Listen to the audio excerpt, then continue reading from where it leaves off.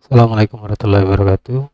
Halo sobat semuanya, kali ini saya akan membagikan cara penggunaan Microsoft Excel dan beberapa rumus yang biasa digunakan di Microsoft Excel. Jadi yang pertama itu yang akan kita bahas adalah kolom dan baris. Jadi di Microsoft Excel itu ada yang disebut dengan kolom dan ada yang disebut dengan baris. Karena Microsoft Excel biasanya sudah halamannya itu berbentuk kotak-kotak.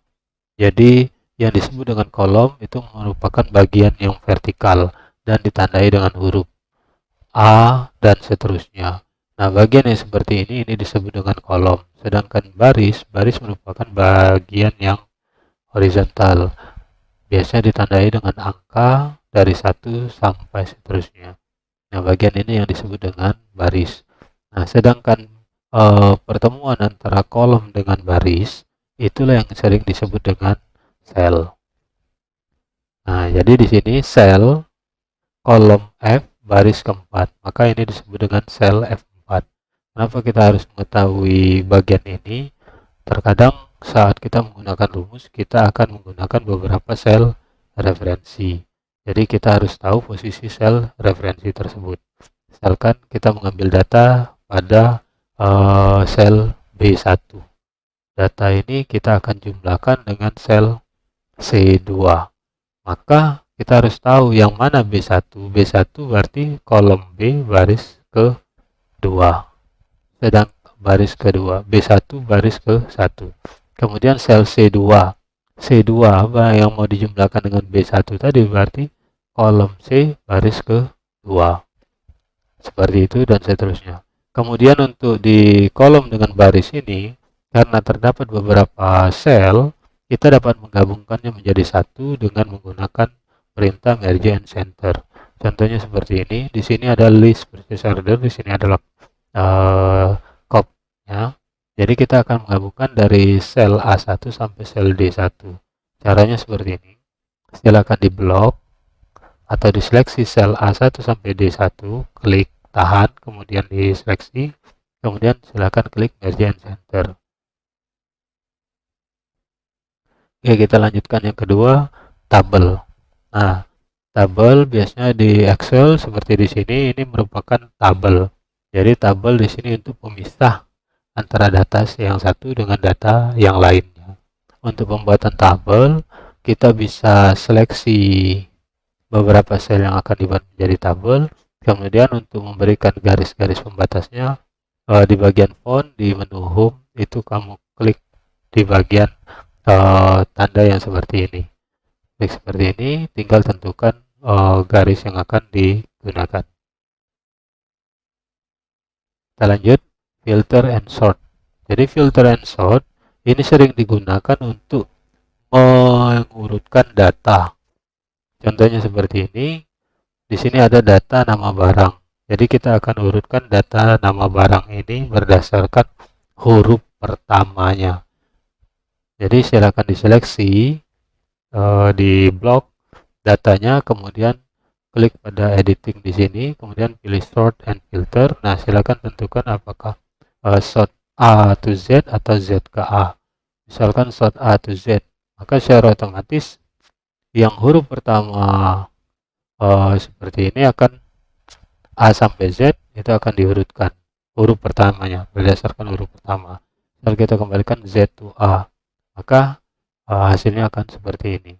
Nah, terkadang data karena tabel kita sudah banyak, jadi kita akan menyeleksi beberapa data saja yang akan diurutkan. Untuk mengurutkan seperti itu kita bisa menggunakan custom sort. Jadi custom sort di sini tujuannya menentukan, di sini kita bisa menentukan data yang mana yang akan kita jadikan dasar untuk pengurutannya. Misalkan nama barang di sini, berarti kita tinggal menentukan nama nomornya. Berarti kita akan mengurutkan berdasarkan nomornya. Oke, kita lanjut ke nomor. Nomor saat menggunakan Microsoft Excel seperti di sini sudah saya buatkan nomornya. Jadi dalam Microsoft Excel membuat nomor itu bisa otomatis, bisa manual. Kalau untuk langkah yang manual, kita bisa melakukan pengisian nomor terkecil terlebih dahulu. Nah, kalau sudah dapat seperti ini, tinggal kita blok saja beberapa nomor ini, kemudian tinggal kita drag ke bawah seperti ini, maka akan jadi seperti ini. Kalau untuk penomoran otomatis, kita bisa juga menggunakan rumus. Masukkan angka pertama, kemudian rumusnya sama dengan sel referensi atau data yang pertama tadi, kemudian ditambah 1, maka akan jadi rumus otomatis seperti ini. Hasilnya sama. Nah, kita akan lanjutkan ke yang berikutnya, pembahasan tentang lab. Jadi lab di sini digunakan untuk mengambil beberapa data, beberapa karakter pada sebuah sel. Yang diambil merupakan data dari paling kiri. Rumus lab itu sama dengan left, buka kurung, kemudian sel yang akan kita ambil datanya, kemudian koma. Nah, penggunaan koma di sini kita bisa lihat untuk menentukan apakah kita menggunakan koma atau yang lainnya. Biasanya koma dengan titik koma. Kita bisa lihat di referensi di bawah sini. Di bawah sini disebutkan left dalam kurung teks koma. Apabila tampil di sini titik koma, maka kita harus menggunakan titik koma. Koma, kemudian tentukan berapa karakter yang akan kita ambil. Misalkan di sini saya akan mengambil karakternya hanya 3 karakter dari sebelah kiri. Maka silakan dituliskan angka 3, kemudian tutup kurung. Maka hasilnya akan seperti ini. Ini untuk rumus left. Selanjutnya rumus mid. Mid digunakan untuk mengambil data di bagian tengah. Sama dengan, nah sekarang kita tentukan sel referensi, kita ketikkan dulu mid, kemudian tentukan sel referensinya. Saya di sini menggunakan koma. Ingat kalau di sini tampil titik koma, maka harus gunakan titik koma. Sini saya menggunakan koma, kemudian tentukan datanya yang mau diambil dimulai dari data nomor berapa. Di sini karena saya akan mengambil bagian tengah ini, maka saya akan hitung 1, 2, 3, 4, 5. Berarti data ke 5. Maka akan dituliskan angka 5, kemudian berapa karakter yang akan saya ambil. Di sini saya akan mengambil hanya 2 karakternya saja. Berarti tinggal tuliskan 2. Maka hasilnya seperti ini. Lanjut ke right. Jadi right di sini digunakan untuk mengambil data atau karakter dimulai dari sebelah kanan. Jadi rumusnya sama dengan right, buka kurung, kemudian tentukan sel referensinya. Di sini sel referensinya di kolom C, koma, kemudian berapa karakter dari sebelah kanan yang akan diambil. Di sini saya akan mengambil 2 angka terakhir. Jadi tinggal tuliskan 2 saja. Karena 2 karakter yang akan kita ambil, kemudian tekan enter. Lanjut ke rumus sum. Jadi di sini sum fungsinya untuk menjumlahkan beberapa data. Rumusnya sama dengan sum, buka kurung, kemudian sel referensi yang akan kita ambil. Jadi di sini saya menggunakan ring. Ring merupakan sekumpulan beberapa sel. Jadi saya ambil dari sel G5, kemudian sampai dengan sel G14. Tutup kurung. Nah, maka hasilnya seperti ini. Lanjut, kita lanjut ke count blank. Count blank di sini digunakan untuk menghitung berapa sel yang kosong. Di sini ada beberapa sel yang kosong. 1, 2, 3. Jadi ada 3 sel yang kosong. Maka rumusnya sama dengan count blank, buka kurung, kemudian saya seleksi data di sini, kemudian tutup kurung. Nah, di sini disebutkan 3. Misalkan saya hapus salah satu data yang ada di sini. Di sini saya hapus yang angka 890.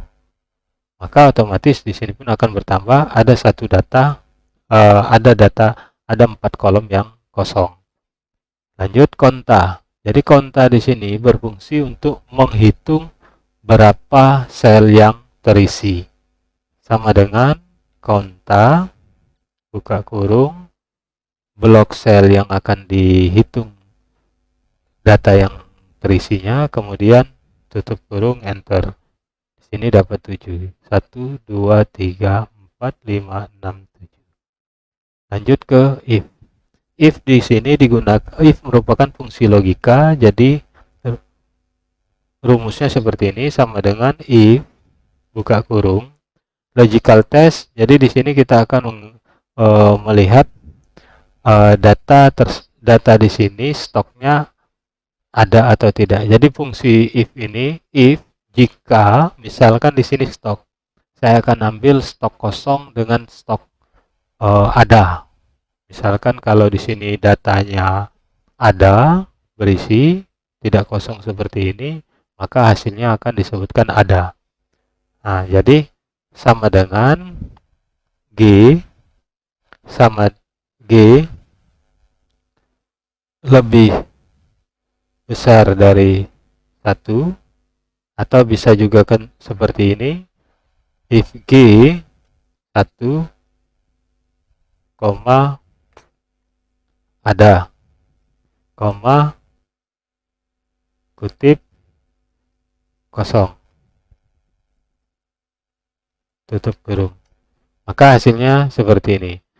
Jadi dari rumus ini diketahui jika di kolom G5 ini, di sel G5 ini terdapat angka lebih dari angka 1, maka dianggap ada. Apabila kolom G ini tidak ada angkanya, maka itu akan hasilnya kosong. Kita lanjut dengan fungsi max. Max di sini digunakan untuk mencari nilai tertinggi atau angka tertinggi. Rumusnya seperti ini, sama dengan max, buka kurung, kemudian pilih kolom yang akan kita lihat angka tertingginya, tutup kurung, enter. Maka di sini ditemukan nilai tertingginya 650. Nah, di sini benar angka 650. Min digunakan untuk mencari data terendah. Jadi ketikkan rumus min, kemudian seleksi data yang akan dicari nilai terendahnya, kemudian tekan enter, maka didapatlah rumusnya seperti ini. Selanjutnya average. Average digunakan untuk mencari nilai rata-rata. Dari data ini saya akan mencari nilai rata-ratanya, sama dengan average, kurung, kemudian seleksi datanya. Temukan dari data ini diketahui nilai rata-ratanya 326. Countif. Kita lanjutkan lagi dengan countif. Countif digunakan untuk menghitung data berdasarkan pengkategorian data berdasarkan data yang referensi yang kita gunakan. Contohnya seperti ini, sama dengan countif, buka kurung, ringnya. Nah, ini ringnya yang akan saya ambil di sini, berapa yang ada, berapa yang kosong. Ringnya, kemudian jangan lupa di sini ada perintah menggunakan koma. Jadi kalau memang perintahnya di situ menggunakan titik koma, maka gunakan titik koma. Kemudian kriteria yang akan kita ambil, yang akan kita hitung itu apa? Di sini saya akan menghitung ada. Jadi kriterianya bisa kita tambahkan di sini, atau bisa juga kita ambil dari sel ini langsung. Contohnya seperti ini, kemudian tutup kurung, enter. Selanjutnya, misalkan di sini kita akan, ini untuk 7, ada ya, ada. Jadi ada itu ada 7 di sini. Kemudian kita akan lihat kosong. Kosong ada berapa? Countif, buka kurung, sel referensinya, koma, karena di sini saya menggunakan koma, kemudian sel referensinya, kriteria yang akan saya akan tentukan kosong. Nah, seperti ini. Atau kalau misalkan di sini kita tidak akan mengambil data langsung di sini, kita bisa menggunakan sel referensi kriterianya di tempat lain. Misalkan di sini saya sudah tulis ada, di sini saya tulis kosong. Jadi ini referensinya. sama dengan countif buka kurung ringnya, ini ringnya, koma, nah referensinya ini kalau referensinya menuju sel. Jadi hasilnya nanti di bagian formula bar akan tampil seperti ini. Nah, apabila kita akan mengetikkan secara manual, kita bisa juga menggunakan seperti ini, countif buka kurung ringnya, pastikan penulisannya harus sesuai dengan data yang akan kita ambil. Kita akan ambil kosong, maka kutip 2 kosong, kutip 2 lagi tutup kurung.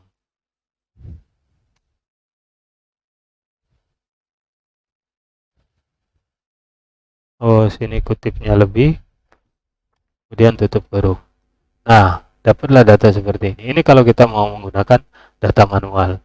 Kita bisa ubah juga, misalkan kita ubah menjadi ada. Nah, seperti ini.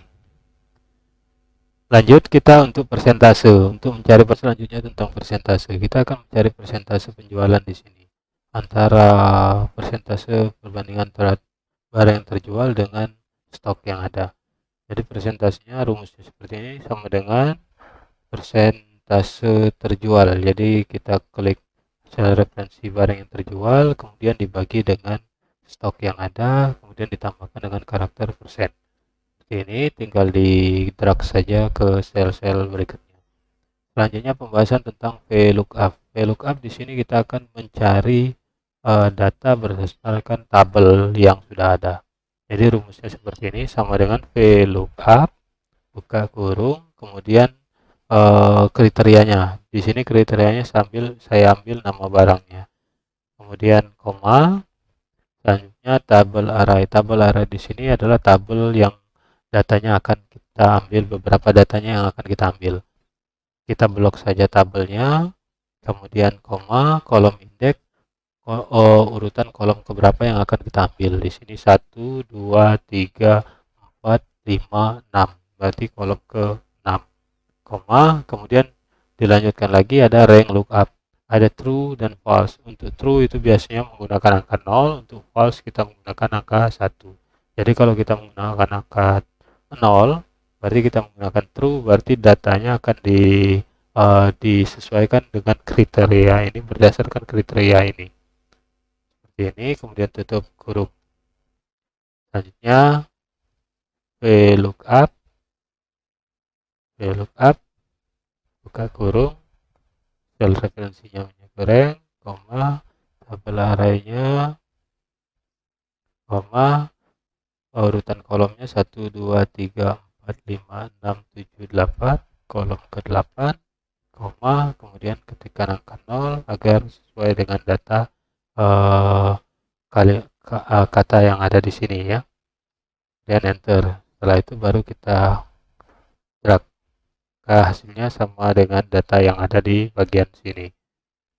Selanjutnya ke grafik. Grafik di sini kita akan membuat grafik berdasarkan data yang ada tadi. Untuk pembuatan grafik kita tinggal seleksi atau blok tabel yang sudah ada, kemudian setelah kita blok, kemudian kita klik insert. Setelah klik insert, nah di sini kita bisa menentukan bentuk grafik yang akan kita gunakan. Misalkan kita akan menggunakan grafik bentuk batang. Di sini tinggal kita klik grafik bentuk batang, kemudian pilih bentuk grafik yang akan kita gunakan. Apakah bentuk grafik batang kerucut seperti ini atau yang umum seperti ini. Saya ambil contoh yang umum saja. Nah, maka akan ditampilkan hasilnya seperti ini, sesuai dengan data tabel yang ada di sini. Oke, itu saja pembahasan dan beberapa rumus dalam penggunaan Microsoft Excel yang saya bagikan. Semoga bermanfaat. Saya akhiri. Wassalamualaikum warahmatullahi wabarakatuh.